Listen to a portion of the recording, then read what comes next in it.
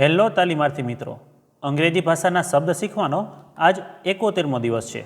તો ચાલો શબ્દ શીખીએ. આજનો પહેલો શબ્દ છે એબિલિટી. તેનો સ્પેલિંગ છે ABILITY. એબિલિટી એટલે ક્ષમતા.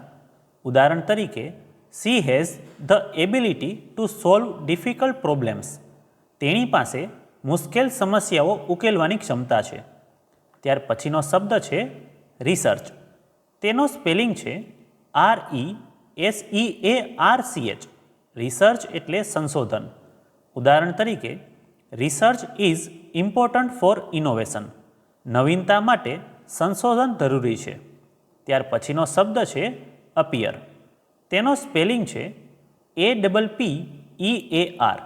અપિયર એટલે દેખાવું અથવા તો હાજર થવું. ઉદાહરણ તરીકે, she will appear for the exam tomorrow. તે આવતીકાલે પરીક્ષામાં હાજર થશે. ત્યાર પછીનો શબ્દ છે હાર્મ. તેનો સ્પેલિંગ છે HARM.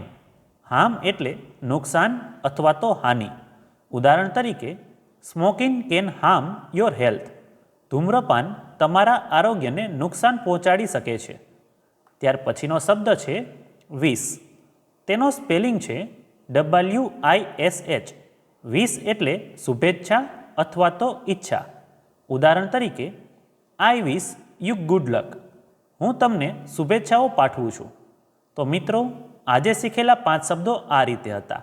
એબિલિટી એટલે ક્ષમતા, રિસર્ચ એટલે સંશોધન, અપિયર એટલે દેખાવું અથવા હાજર થવું, હાર્મ એટલે નુકસાન અને વિશ એટલે શુભેચ્છા.